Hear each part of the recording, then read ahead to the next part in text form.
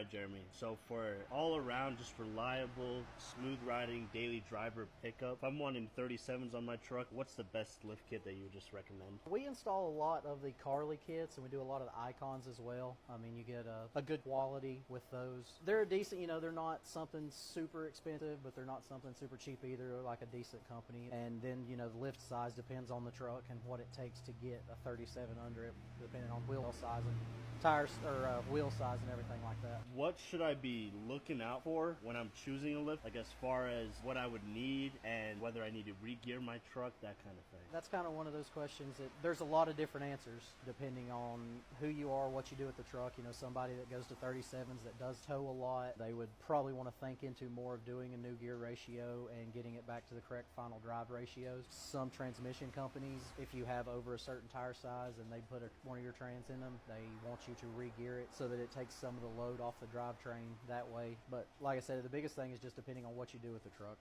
It's going to need a different gear ratio if you're going to tow with it more instead of you're just going to kind of cruise around and not really work the truck.